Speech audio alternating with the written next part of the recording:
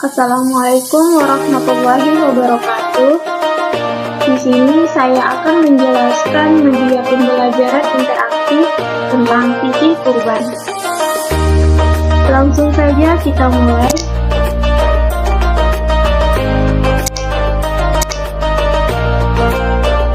Kurban merupakan ibadah sunnah yang sangat dianjurkan oleh Allah Subhanahu wa Ta'ala bagi orang yang mampu.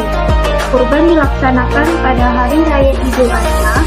Pelaksanaan kurban merupakan bentuk keteladanan sekaligus penghormatan kepada Nabi Ibrahim alaihissalam yang telah rela mengorbankan putra kesayangannya Nabi Ismail alaihissalam. Selain mengenang sejarah Nabi Ibrahim alaihissalam, berkurban merupakan perintah Allah Subhanahu wa Ta'ala yang terdapat dalam Al-Quran surah Al-Furqan ayat 1 dan 2.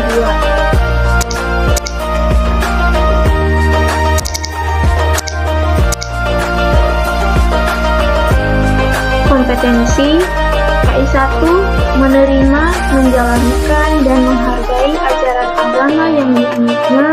KI2 menunjukkan perilaku jujur, disiplin, tanggung jawab, santun, peduli, dan percaya diri dalam berinteraksi dengan keluarga, teman, guru, dan tetangganya.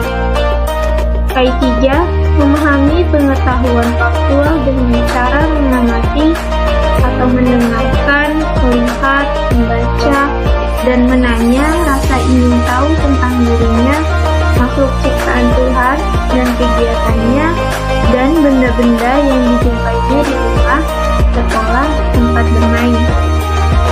K4 menyajikan pengetahuan faktual dalam bahasa yang jelas, sistematis dan logis, dalam karya yang estetis, dalam gerakan yang mencerminkan anak sehat, dan dalam tindakan yang mencerminkan anak beriman dan berakhlak mulia.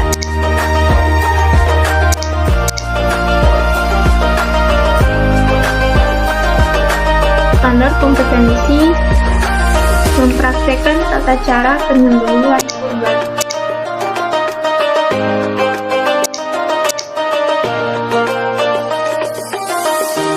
Kompetensi dasar 1. Menghayati nilai-nilai perintah kurban. 2. Menjalankan perilaku peduli dan rela berkorban. 3. Memahami ketentuan kurban. 4. Mengomunikasikan tata cara kurban.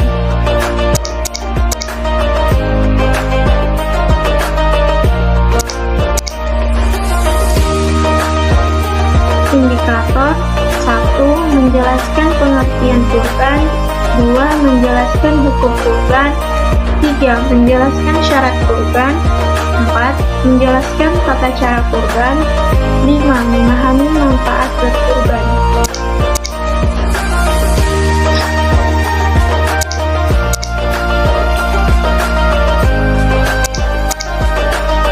Kita masuk pada materi pertama, yaitu pengertian kurban.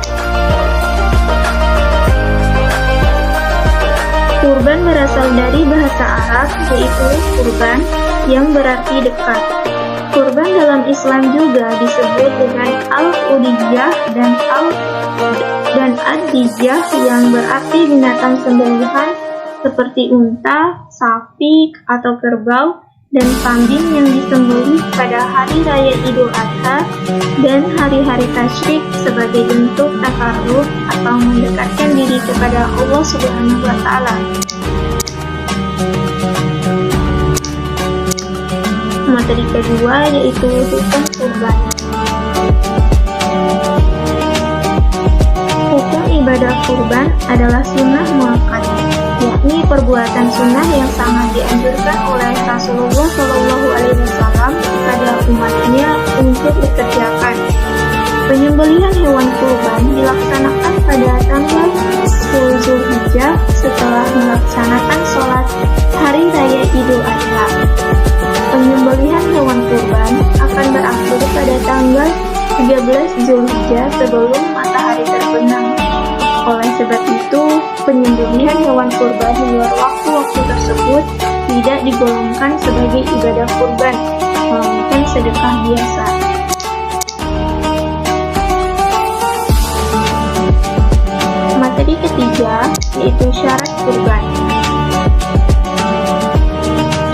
pertama yaitu hewan untuk kurban dalam keadaan sehat atau gemuk, yakni tidak sakit dan tidak cacat, seperti pincang, buta, kurus, dan terluka.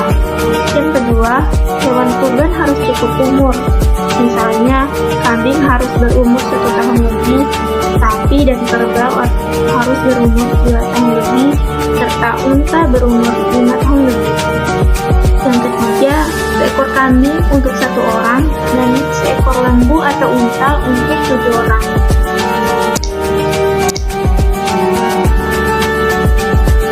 Materi keempat yaitu tata cara kurban. Yang pertama, pastikan alat penyembelihan harus benar-benar tajam. Kedua, ketika menyembelih hewan, hendaklah menghadap kiblat. Yang ketiga, hewan disembelih pada lehernya.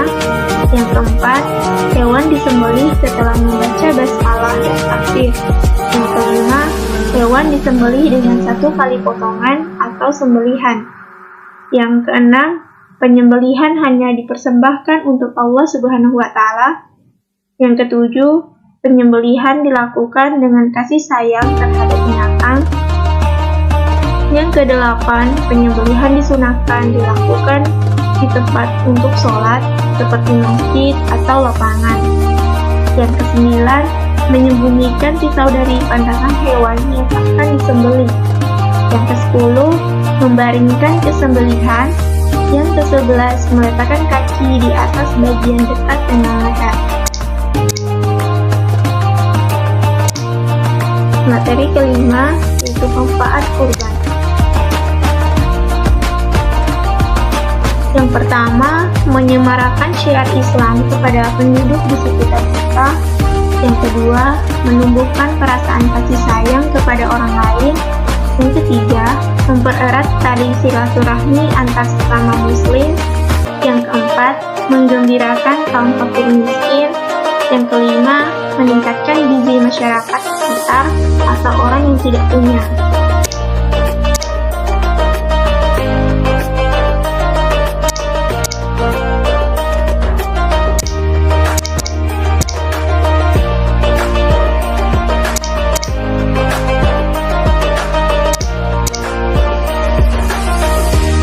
Demikianlah penyampaian materi dari saya. Saya akhiri. Wassalamualaikum warahmatullahi wabarakatuh.